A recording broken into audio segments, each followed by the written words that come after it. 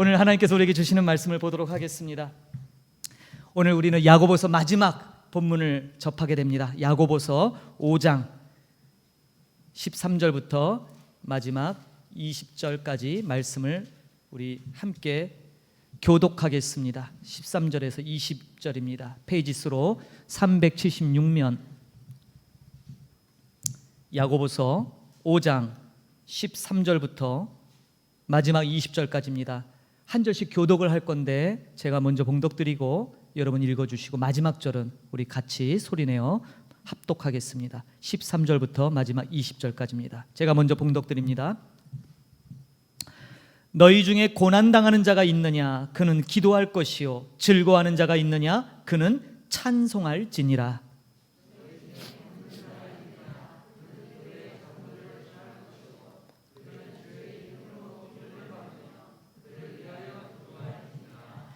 믿음의 기도는 병든 자를 구원하리니 주께서 그를 일으키시리라. 혹시 죄를 범하였을지라도 사하심을 받으리라.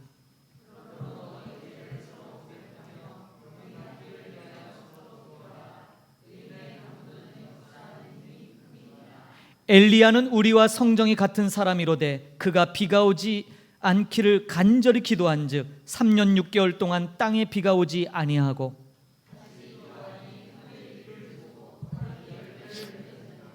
내 형제들아 너희 중에 미혹되어 진리를 떠난 자를 누가 돌아서게 하면 너희가 알 것은 죄인을 미혹된 길에서 돌아서게 하는 자가 그의 영혼을 사망에서 구원할 것이며 허다한 죄를 덮을 것임이라. 아멘.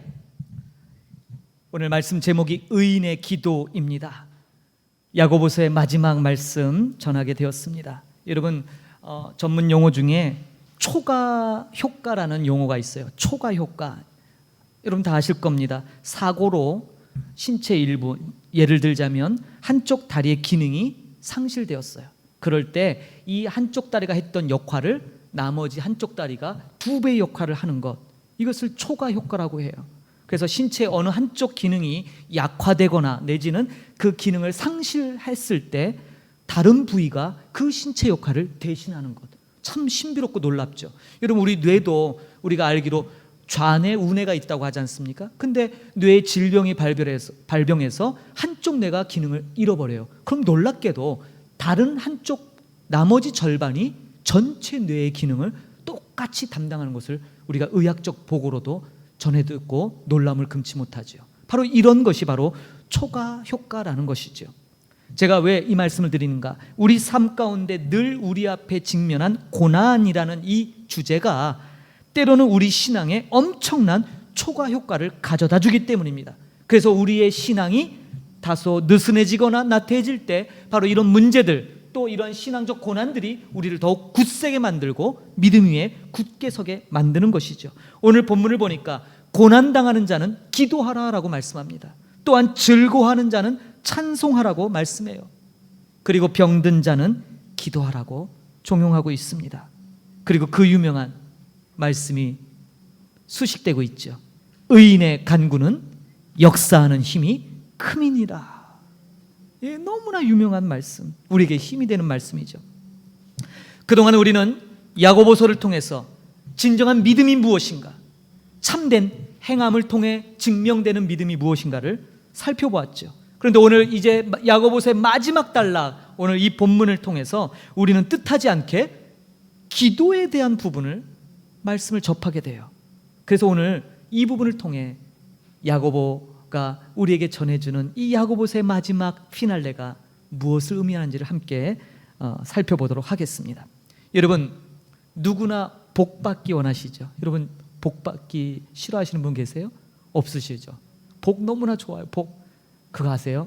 우리는 너무 복을 좋아하니까 우리가 사용하는 젓가락, 숟가락 그 끝에도 복이 새겨져 있어요. 그 무거운 쇠젓가락을 드는데도 끝에는 복자가 있죠. 우리는 그런 민족이에요. 하여튼 복을 너무너무 좋아하지 않습니까? 그렇죠? 히브리어로 복을 바라크라고 불러요. 뭐 기억 안 하셔도 돼요. 근데 이 바라크라는 말의 어원이 참 우리에게 중요한 의미를 가져다 줘요. 복이라는 말, 이 바라크의 어원이 뭐냐면 무릎을 꿇다예요. 무릎을 꿇다. 여러분, 어떨 때 무릎을 꿇습니까? 존귀한 분 앞에 설 때, 왕 앞에 나갈 때 무릎 꿇는 거지요. 다시 말해서 복이라는 것은 하나님께 가까이 나아가는 것, 그것이 복이라는 거예요. 성경은 이 말 복이라는 어원 자체를 가지고 이미 복이 갖고 있는 성격을 우리에게 설명하고 있어요. 모든 것이 나의 뜻대로 되어가는데 하나님 앞에 간절하게 나아갈 사람이 있을까요? 보기 힘드실 거예요. 여러분, 감기라도 걸려야 기도합니다. 조금만 그래도 뭔가 내 마음에 불편함이 있고 뭔가 나의 뜻대로 의지대로 안 되는 구석이 있어야 하나님 앞에 부르짖지요. 성경은 그런데 그렇게 기도할 때 기도에서 무언가를 응답받았는가라는 것에 초점 맞추지 않아요. 기도에서 뭔가 응답받았다, 뭘 얼만큼 받았다, 이것에 초점 맞추는 것이 아니라 그 문제를 통해서 하나님 앞에 가까이 가게 된 것, 바로 그 자체를 복이다라고 얘기합니다. 그러므로 저와 여러분, 우리 삶 가운데 끊이지 않는 고난 가운데 있는 우리들, 그러니까 어때요? 예, 복 받고 있는 것이죠. 복 받고 있는 것입니다. 자, 오늘 13절을 보겠습니다. 5장 14절에 너희 중에 고난 당하는 자가 있느냐? 그는 기도할 것이요. 즐거워하는 자가 있느냐? 그는 찬송할지니라 라고 말씀합니다. 여러분, 고난 가운데 있는 자가 있느냐? 기도해라. 즐거움 가운데 있는 자가 있느냐? 찬송해라. 다를라 보이시죠? 같은 얘기예요. 왠 줄 아십니까? 여기서 말하는 이 기도, 이 찬송이 하나이기 때문이에요. 무슨 말인가? 우리가 구약성경에서 늘 많이 우리가 접하고 읽는 시편을 가리켜요. 여러분, 시편이 무엇입니까? 수많은 우리 믿음의 선진들이 삶의 고난, 아픔, 괴로움, 도저히 감당할 수 없는 그런 것들을 믿음으로 승화시켜서 하나님 앞에 부르짖고 탄원하고 때로는 저주까지 일삼으며 그렇게 하나님 앞에 그 응어리진 것을 토해냈던, 그리고 그것에 곡조를 붙여 음료를 붙여 노래로 만든 것이 시편 찬송가예요. 그래서 여러분, 루터교라는 교단이 있죠. 루터교는 우리가 쓰는 이런 찬송가 안 쓰고요, 시편 150편이 그들의 찬송가예요. 1편서부터 150편까지 시편 찬양을 종교개혁 때부터 지금까지 사용하고 있죠. 참 좋은 전통이 아닐 수 없습니다. 예, 바로 여기서 말하는 고난 가운데 있는 자는 기도해라, 즐거움 가운데 있는 자는 찬송해라, 같은 말이에요. 시편이에요. 시편. 다윗은 시편 가운데 무려 73편이나 본인의 이름으로 기록된 그런 말씀들이 있습니다. 다윗의 인생을 한번 돌아보면 그는 온갖 일들을 경험했지요. 젊어서는 왕의 사위가 되었어요. 승승장구하던 그가 어느 날부턴가 자기 장인어른이자 초대왕이었던 사울왕으로부터 말할 수 없는 핍박을 받게 됩니다. 그리고 너무나 오랜 기간을 도망자로 도망다녀 했지요.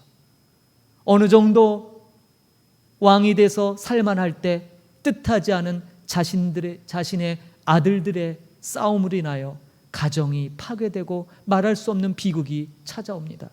이복 형제끼리 서로 살인을 하고 다투기 시작합니다. 이내 아들이 아버지를 향하여 칼을 겨누는 놀라운 일도 경험하게 됩니다. 자신을 죽이려 오는 그 아들을 피해서 왕궁을 비우고 피난길에 올라 했던 인생이 바로 다윗의 인생이지요. 그러나 그 다윗은 여전히 하나님을 노래했습니다. 그래서 여러분, 성경에 다윗을 가리키는 용어가 있는데 하나님이 가장 마음에 합한 자다 이런 거 우리가 잘 알지만 다윗을 가리키는 수식어가 하나가 있어요. 뭐겠습니까?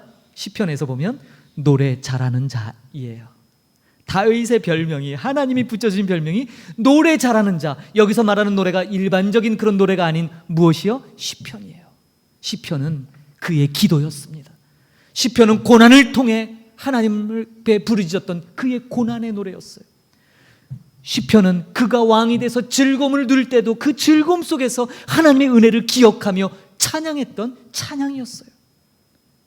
바로 그것을 야고보가 말씀하고 있어요. 고난 가운데 여러분 있으십니까? 기도하십시오. 즐거움 가운데 계십니까? 찬양하십시오. 이것은 하나예요.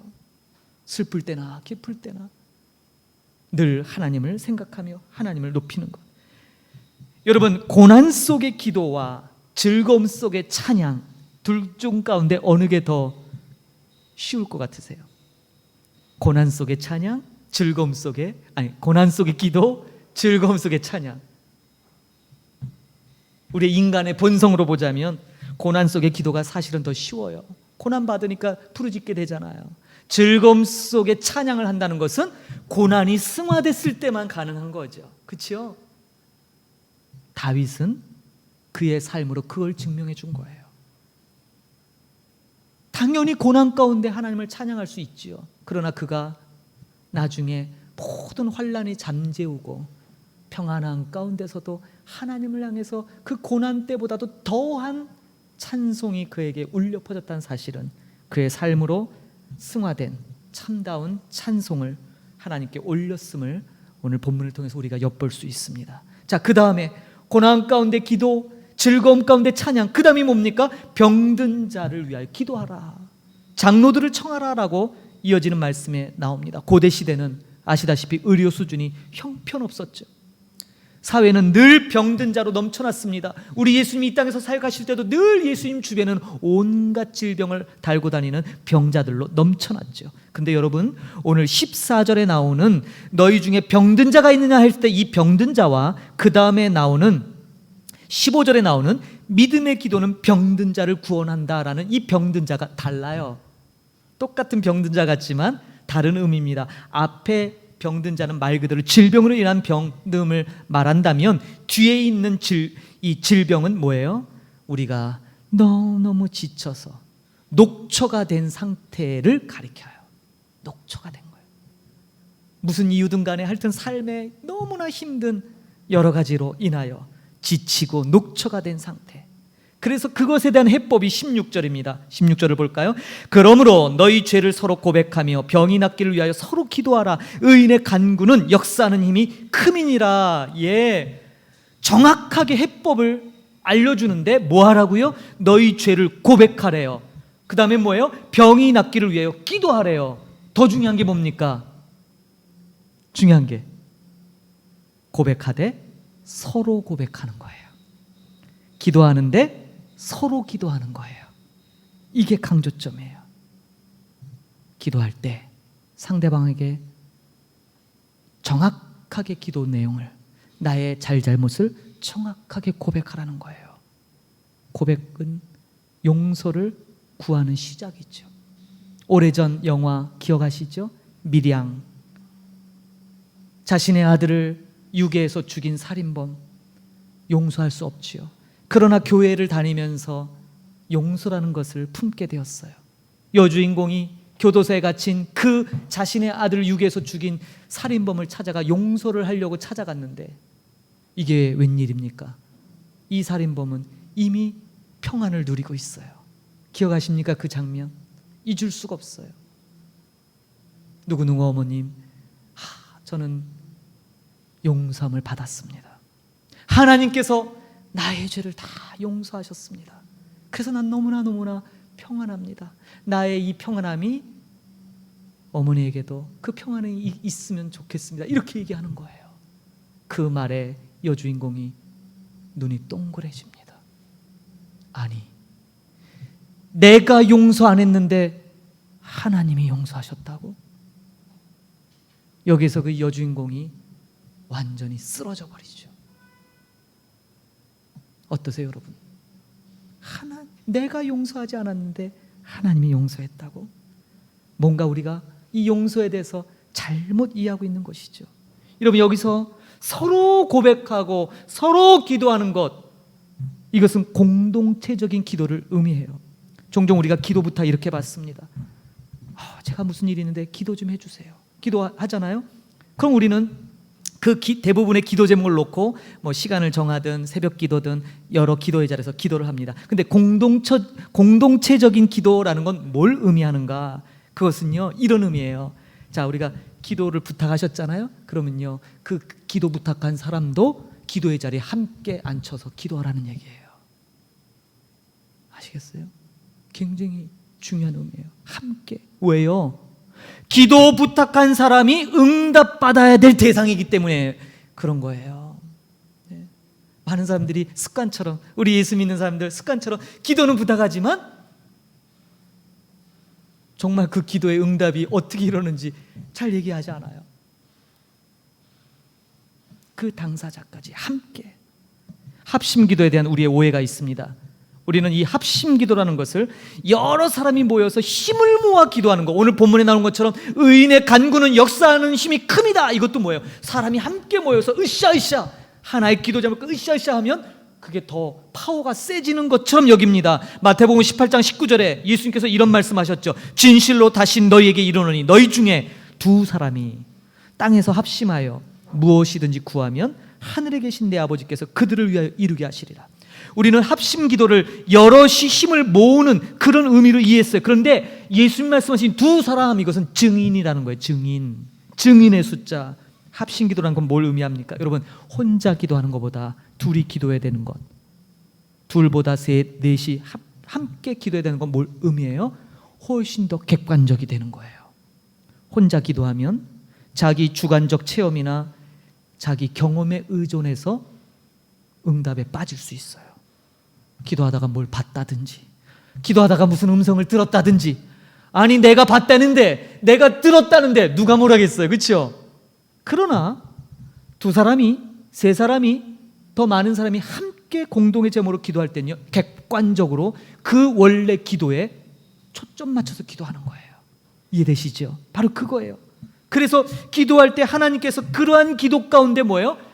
증인이잖아요. 그러니까 하나님이 뭐예요? 보증하시고 그 기도에 응답하신다. 그렇기 때문에 의인의 간구는 역사하는 힘이 크게 되는 것이죠. 할렐루야.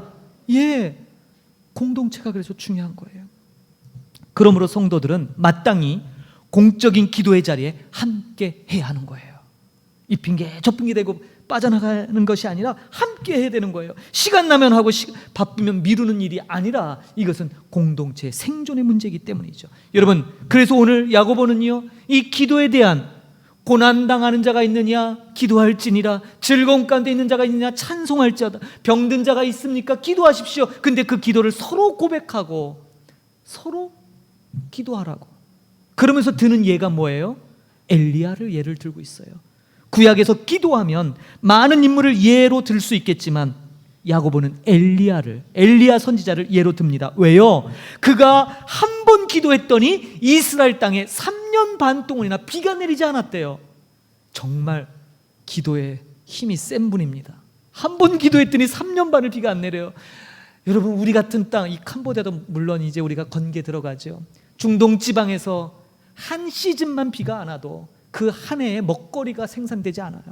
그런데 3년 반을 비가 오지 않는다면 이거는 생존과 직결되는 절박한 문제죠. 그런데 한 사람 엘리야가 기도했더니 3년 반을 비가 내리지 않았어요. 더 놀라운 건 뭔지 아세요? 기도했더니 다시 비가 내렸어요. 무엇입니까 도대체 이 사람은?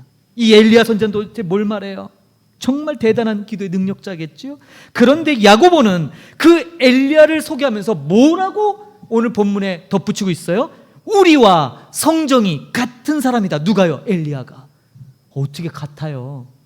여러분, 기도하셔서 캄보디아에 비 1년 만에도 비 안 내리게 하실 수 있어요? 어떻게 같아요?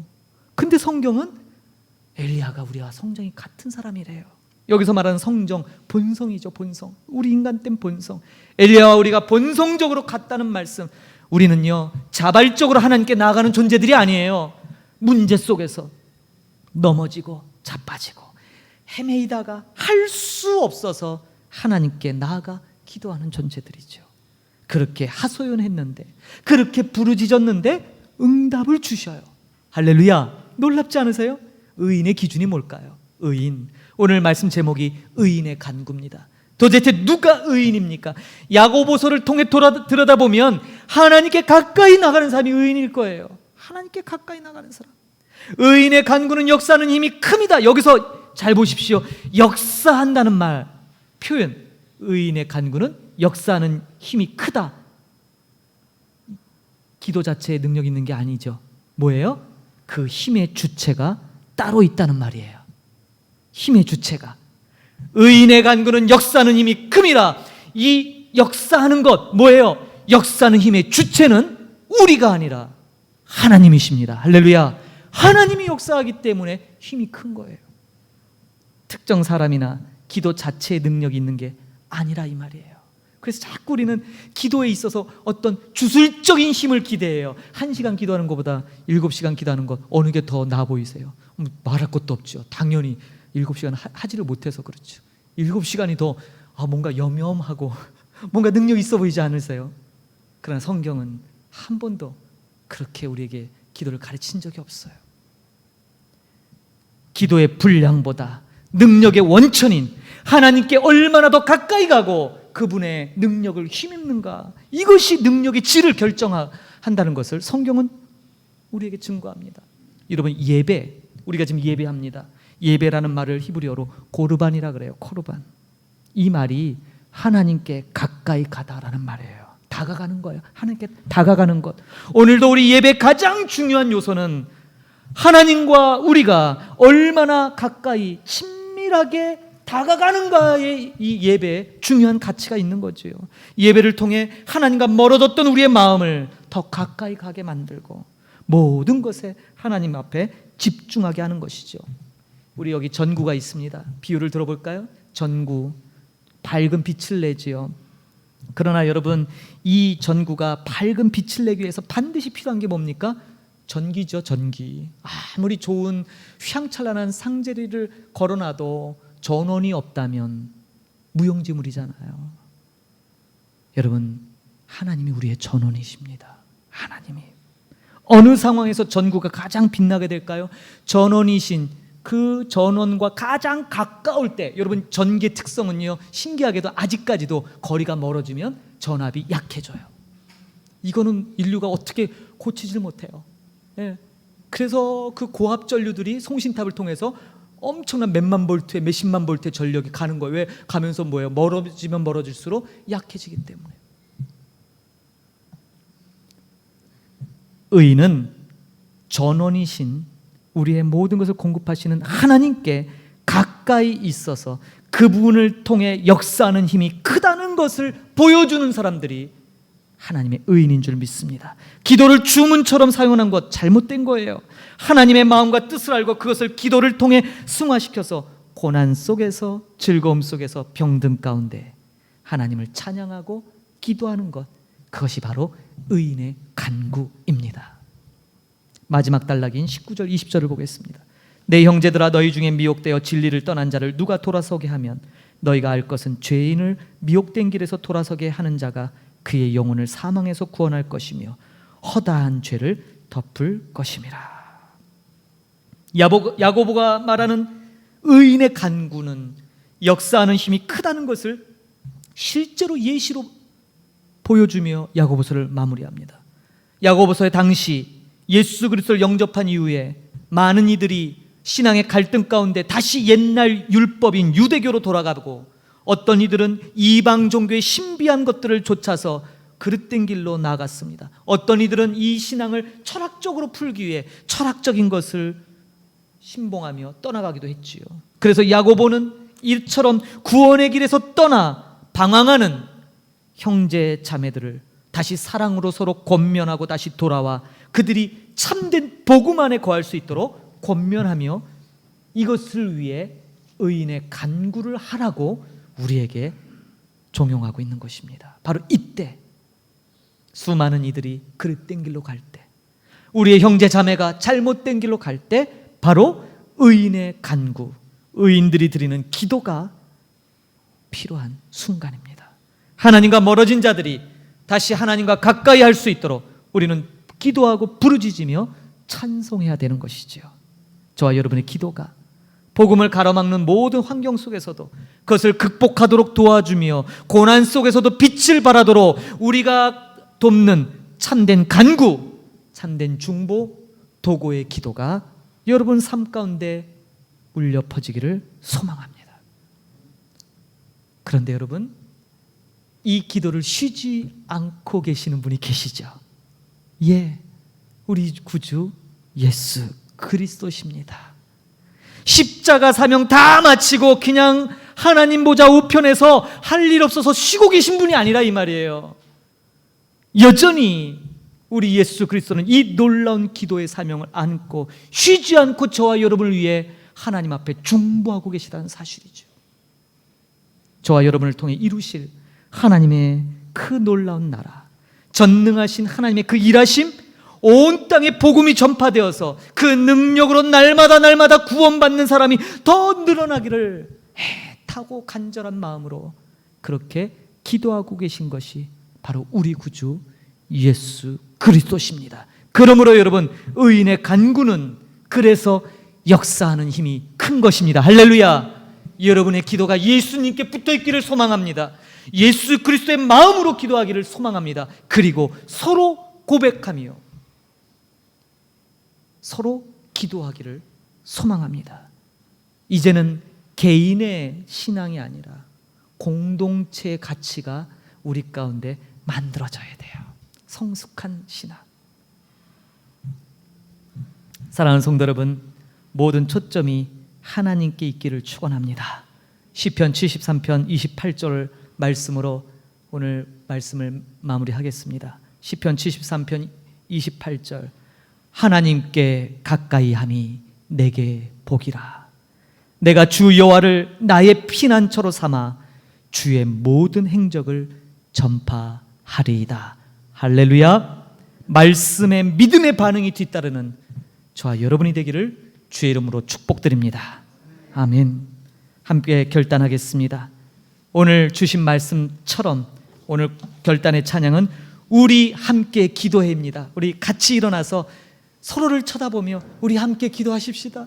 우리 함께 고백하십시다. 우리 함께 찬양하십시다. 그렇게 결단하는 이 시간 되기를 소망합니다.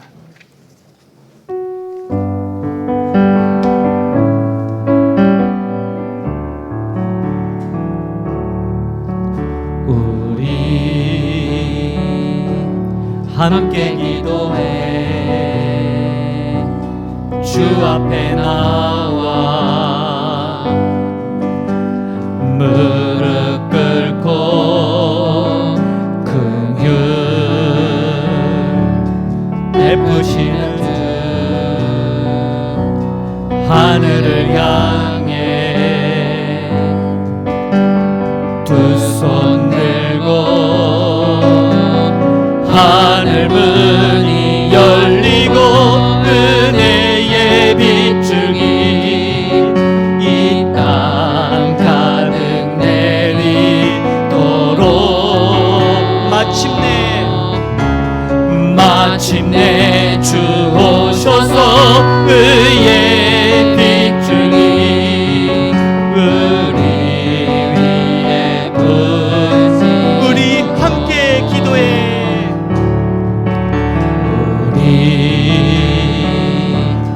함께 기도해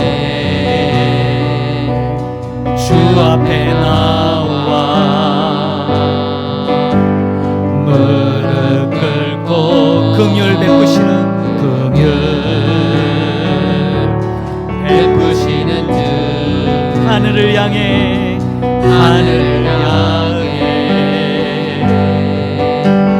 두 손 들고 하늘 문이 열리고 은혜의 빗줄기 이 땅 가득 내리도록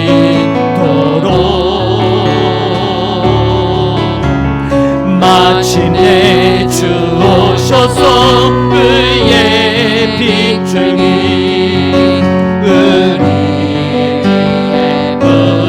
우리 함께 기도합니다. 우리 함께 기도해. 우리 함께 기도해 주 앞에 나와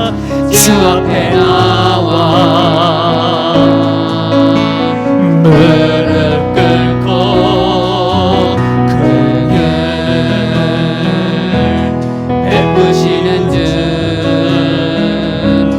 하늘을 향해 두 손 들고 찬양합니다. 두 손 들고 하늘 문이 열리고 은혜의 빗줄기 이 땅 가득 내리도록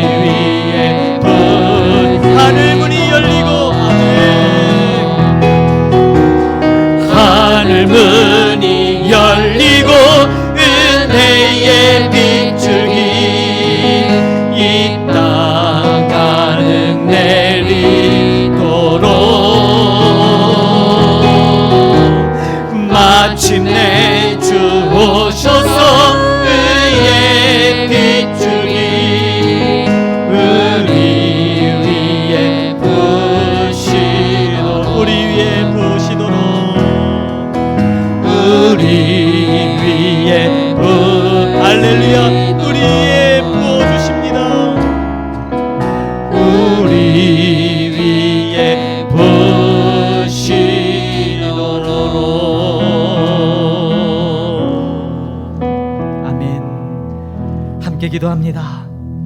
전능하신 하나님 아버지, 지금까지 야고보서를 통해 참된 믿음의 원리, 참된 복이 무엇인지를 깨닫게 하셨으니 감사를 드립니다. 우리에게 주신 말씀들이 그냥 듣고 그치지 말게 하시고 우리 삶에서 실천되어지기를 소망합니다. 우리의 신앙이 나 개인의 신앙에서 이제는 공동체 신앙으로 넓어지게 하시고 하나님께서 기뻐하시는 하나님 나라를 우리 삶 가운데 실현하도록 우리에게 은혜를 베풀어 주시옵소서. 우리를 통해 역사하시는 하나님이 모든 이들 열방 가운데 드러나도록, 나타나도록 우리를 사용하여 주시옵소서. 지금은 교회 머리 대신 우리 구주 예수 그리스도의 은혜와 하나님 아버지의 크신 사랑 베푸심과 성령 하나님의 내주 교통 충만케 하시는 역사하심이 오늘 의인의 간구는 역사하는 힘이 큼이라. 그 역사의 주체는 내가 아니라 바로 우리 주님이심을 다시 한번 고백하며 그 능력으로 열방 가운데 이 열방을 향하여 참다운 사랑의 공동체를 실현하며 그렇게 하나님 아버지께 무한 영광 감사를 올려드리는 그런 삶을 고대하고 그 능력을 구하는 모든 주님의 권속들 머리머리 위에 이제로부터 영원히 함께 계실지어다. 아멘.